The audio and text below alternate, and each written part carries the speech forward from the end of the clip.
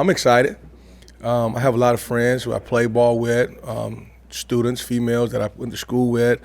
They're very excited about the opportunity to come up north because we never played up north before. And it's going to be a great time. And I know that the Jaguar Nation, they travel extremely well. I can remember when I was a ball player, we traveled to Jackson, to the Bayou Classic, and you know that we were always going to have our faithful few that's going to be there. And it's just an exciting time. How's Kenneth handled the preseason hype going into this thing? I think he's handled extremely well. I don't think that it bothers him in any way. I think it's more of a motivation because I'm constantly telling him that, to whom much is given, much is required. And you're only as good as your last game. That's what you did last year and the year before. So you got to go out and prove yourself on a daily basis that you can compete at a high level all the time. And I'm just excited for the young man, and he's excited for the team. And I said something the other day. It's always team first, then me. It's a big T, small me. And Kenny really embraces that, and he wants the team to be successful. And you think a person of his stature will want the ball every single down, but he knows that this is a team sport, and he's excited about being a part of this team and the high expectations that we do have. Coach, you got some talented guys in your room. Jared Kraft has looked like a different guy in the fall, and then now you got a true freshman that's even into the 2D but kick returner. Talk about your group as a whole. I think our group is doing pretty well. I think Kenneth leads the group.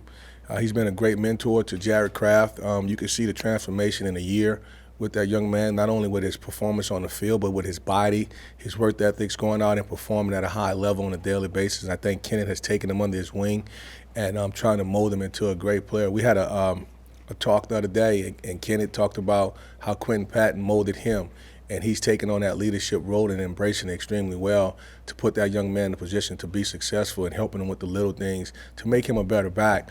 And I think Jared is set up to have a great season for us and looking forward to it. Blake Martin is doing a really good job as well. Blake is very solid in the backfield. He's kind of like the glue. We can plug him in when needed, and he embraces his position that he has for us. So I'm very excited about what he's going to be able to do for us also. And you can't help but get excited about Jaquise Dancy. The young man rushed for over 5,000 yards in his high school career, won 3 state championships in a row. He's a winner. He knows how to work hard. He came in, he's very humble, and he understands that he has to find a role on this team. And he's excited about the role that he's going to play. And I think he's going to do extremely well. Very excited about the young man. The future is very bright in that room. How did you come to the decision to put him on kick return as opposed to maybe redshirting him? Maybe the one that he ran like 50 yards and nobody touched him. But he's very talented. You can see on his film that he can come in and be able to do some things. But also you look at the stable of running backs that we have, and you say, okay, how can this young man help the team? And kick return, punt return are phases of the game that some people overlook, but he's such a dynamic individual that we want to put him on the field and be able to give us an opportunity to win. And Jaquise has embraced it. He's excited about it. He wants to make a contribution to the team, and we're going to find ways to get him on the football field as best we can, even with the crowded room that we have. Northwestern State's a popular topic because of what happened last year, but because of that, have you found it easier to keep the guys focused on a Southern because of what happened last season? Well, I would say yes, but when you play football, you play for the next game. I don't believe in good losses. A loss is a loss. I think that it focused our young men to play better the rest of the season, but I believe that our young men are focused. Expectations are high, and our young men are up for the challenge to reach those expectations. And we want to go out and play, respect everyone, fear no one. So we're going to give those guys the respect that they deserve and go out here and play because you have to play the game. That's why it's on the schedule, and that's why we're going to be here at 6 o'clock on Saturday evening getting ready to play some football and excited about the opportunity to play against Southern University. What was it like from a coach's perspective to see the guys move into the building yesterday? It's big time, man. Long time coming, I know a lot of guys that came out here on their recruiting visits, and it was talked about being a building built by the time they finished their careers here at Louisiana Tech, and it never manifested itself. And now to see that it has manifested, and for the young men to go out and have an opportunity to be in such a remarkable building, it's very exciting. It gives them, a rites of passage from those other guys that passed the team on to them, and it's big time, and you can't. I don't have any adjectives to express how wonderful that building is going to be for not only for those kids that are in it, but the future of Louisiana Tech football is headed in the right direction. Would you say it's worth the wait? Absolutely, without a doubt.